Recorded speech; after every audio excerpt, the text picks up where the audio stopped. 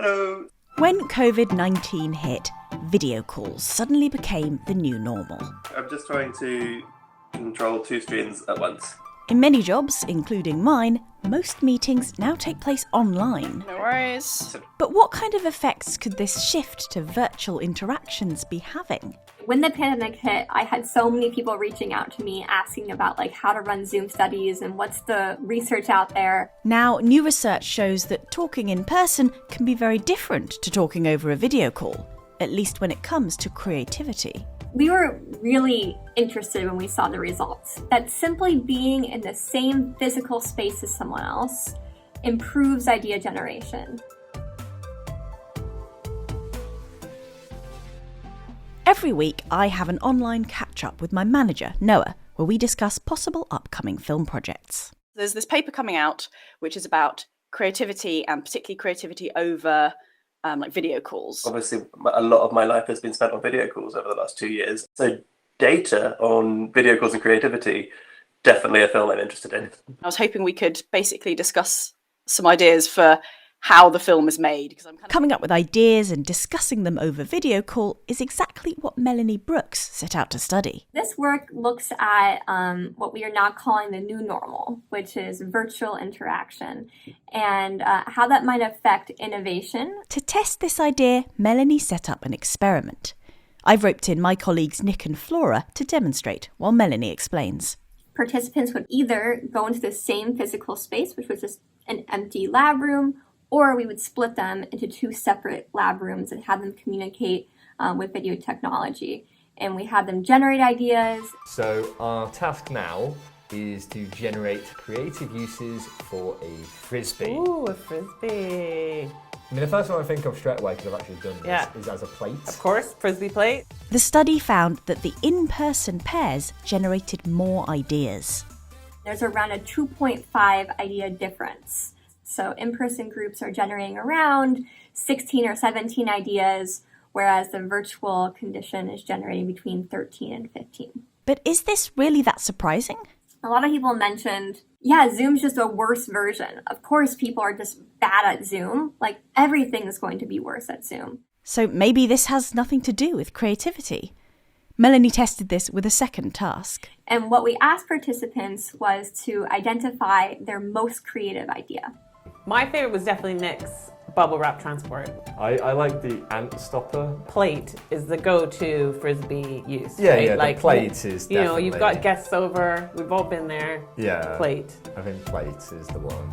The idea selection task uses very different skills from the brainstorming task. But what's interesting is Zoom wasn't universally bad, or video conferencing wasn't universally bad. When it came to idea selection, we found, if anything, the virtual condition was better. So what is it that might make idea generation, and only idea generation, harder over a video call? We looked at how much participants felt they connected with the other through self-report. We looked at unconscious connection through mimicry. We looked at trust through a monetary game. We also looked at whether there was crosstalk, where people were talking over each other for communication coordination. What we find is, for the social connection, no difference between conditions.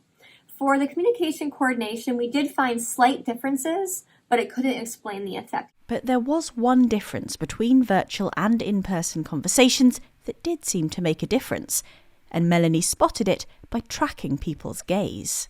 Are you looking at your partner? Are you looking at the surrounding environment? Or are you looking at the task?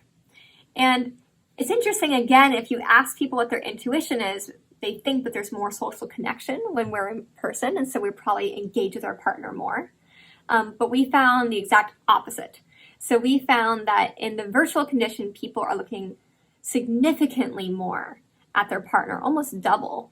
And because of that, it's at the expense of their broader environment.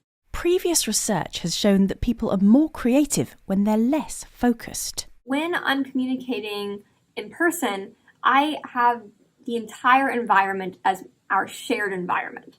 Wherever I look, that is going to be part of my partner's environment too. However, when we're talking virtually, our shared environment is pretty limited to the screen.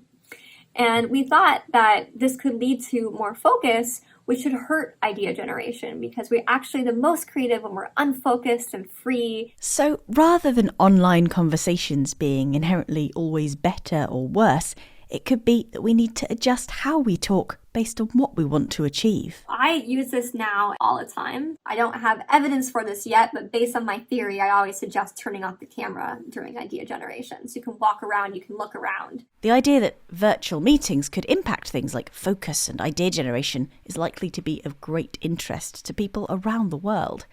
But it's not as simple as saying, right, let's get back to the office then. It's not like we have to be in person. It's not also that it doesn't matter whether or not we're in person. Creativity and innovation are important in a lot of jobs, including mine. But online meetings still offer some advantages. The ability to have meetings more quickly, potentially with more people in different places of the world, I think could also be a massive benefit. So I could see some of those effects potentially cancelling out. Melanie is keen to test her theories further, but there's a bit of a problem. All of this research has been halted because we can't collect in-person data without people wearing masks. And that, of course, completely changes the experience. So there's tons of different experiments I would love to run that I haven't been able to do because we can't run in-person studies right now. But for now, Melanie's work has certainly given me something to consider when I'm brainstorming ideas for my next film. And I have quite a lot of ideas for this one. I quite like the idea of using this discussion of how to make the story as the kind of backbone of the story. It is so nicely meta. Awesome. This is going to be an interesting one. Amazing. Thanks Noah. Bye, Shamini. See you later. Bye. Bye.